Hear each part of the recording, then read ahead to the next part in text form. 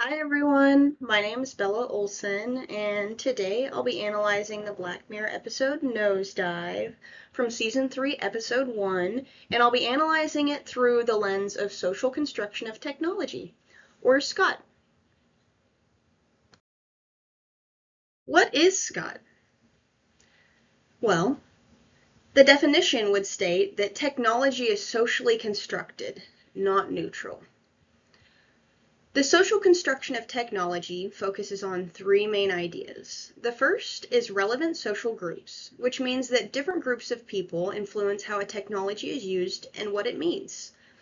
The second is interpretive flexibility, the idea that different groups can attach different meanings to the same technology. The third would be closure or stabilization, when society's debates and negotiations over technology settle down and it becomes normalized. For example, think about how social media was once controversial and debated, but over time it became a natural part of our daily lives for billions of people. Let's take a look at Scott in relation to the episode Nosedive. In this episode, the social rating system attached to everyone's phone is a perfect example. This system allows and seemingly encourages people to rate each other based on each and every individual interaction they have with another being. They rate each other on a scale from 0 to 5, with 5 being the most satisfactory, and you see throughout the episode how this affects each and every tiny interaction that Lacey and the other people in this world experience. On the surface, it's just a rating tool, but when examined sociologically, it's deeply tied to social pressures, hierarchies, and cultural expectations. Every interaction from picking up a smoothie to posting photos is mediated by ratings. One scene I'd like to talk about in particular is a scene in which Lacey is staging a picture for social media. She has her perfect looking cappuccino with the latte art. She's got her little biscuit or cookie that she takes a little bitty bite out of to make the perfect picture for social media. Um, it's interesting though, because after she takes the photo and posts it, she takes a sip of the coffee or latte and she seems dissatisfied. She seems unhappy. But this is put into stark contrast with the way her mood changes when she starts receiving social media likes and ratings based on the social media posts that she made about the coffee. Um, from a Scott perspective, this illustrates interpretive flexibility. The rating system itself has no inherent meaning. Its power comes from how society uses it. Lacey's self-worth is mediated entirely by the score, not the actual event she shares. This is reinforced when Lacey interacts with a low-rated coworker. She takes a smoothie from him, gives him a rating, and immediately receives negative looks and anonymous downvotes. This episode shows that relevant social groups like coworkers and strangers define what counts as socially acceptable behavior. Everyone contributes to the meaning of the technology by assigning value through ratings. Even Lacey's mood is shaped by ratings.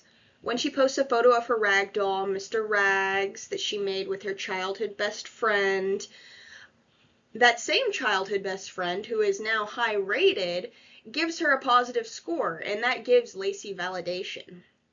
Her happiness depends entirely on the social meaning of the rating, not on the picture, not on the coffee or the doll itself or her relationship with this childhood friend.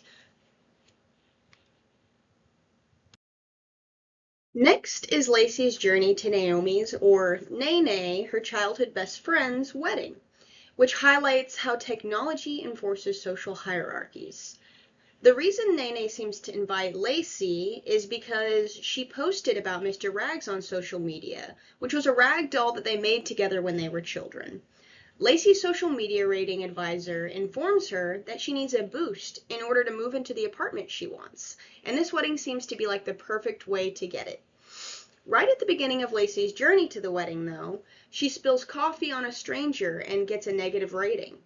Her taxi driver also rates her poorly, seemingly just for being a little annoying while talking on the phone with Nene in the back seat. When she arrives at the airport, she is told the only available flight is reserved for people with ratings of a 4.2 or higher. Lacey is now sitting at a 4.18 and cannot board. She had dropped that amount of rating in the time that she had left her house to the time that she was at the airport. When she protests and swears at the employee, security arrives and deducts an entire point from her rating. All negative feedback is now on double damage, meaning that she will take twice as much from each negative feedback that she receives. Every obstacle, from car rental to airport policies, is tied to social scores. Scott shows that the rating system is stabilized and maintained through social norms and institutions. This system grants privilege to high-rated individuals and restricts low-rated people. Technology is constructed to reflect social hierarchies. People collectively define what is acceptable behavior and enforce it. The Reputelligence scene also illustrates Scott. Lacey meets with a rating advisor who charts her social trajectory and her sphere of influence. The advisor tells her she needs to earn high ratings from high-rated individuals to reach her goal. This formalization of social feedback highlights that the system's meaning and function are socially constructed and maintained by societal values. Even minor interactions matter. Lacey turning down a low-rated coworker at her building door or being exposed to random negative ratings on the road demonstrates how pervasive social expectations are. Everyone she interacts with participates in shaping the technology, whether consciously or unconsciously. The last scene I'd like to talk about would be the prison or detention facility ending. Lacey does eventually make it to the wedding, but she causes a scene and it lands her in some sort of detention facility. Here, Lacey is alone, without her phone, and experiences authentic human interaction. She begins playing a playful voting game with another prisoner, and they engage in real conversation, free from the rating system, for seemingly the first time in the episode. This contrast shows that the technology itself is socially constructed. Without people assigning meaning, it has no power over interactions. In this facility, there's no one to give it meaning. If they just want to talk and be themselves, they can be. Scott emphasizes that technology reflects and reinforces social norms, rather than creating them autonomously. This episode highlights that human connection and communication can exist outside technology-mediated approval systems. It makes you wonder, is this the only way to truly be happy, is outside of these systems? Some key takeaways. Through these scenes, Scott demonstrates that Nosedive is not just a story about a futuristic gadget. It mirrors modern-day anxieties about social approval, status, and identity. The social rating system is constructed, stabilized, and given power through human interaction, social groups, and cultural norms. Of course, Black Mirror exaggerates these dynamics to make us critically examine our own digital lives. Ratings, likes, and upvotes on social media similarly shape behavior, enforce social expectations, and even influence identity. Technology itself is not neutral. Its meaning is produced socially. To close, let's connect this episode to the social construction of technology. Scott reminds us that technologies don't carry fixed meanings on their own. People shape their purpose. In Nosedive, relevant social groups like coworkers, friends, strangers, and even institutions like the airport all participate in giving the rating system meaning. Every rating reinforces a system's importance. There's also interpretive flexibility. For Lacey, a high rating means social mobility, while for her brother it seems shallow and unnecessary. Different groups attach values to the same tool. Over time, those interpretations lead to stabilization. The rating system becomes so normalized that it governs housing, travel, and opportunities.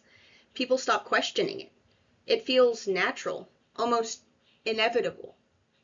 Scott helps us see that the rating system wasn't powerful because of its design. It was powerful because society collectively decided that it mattered.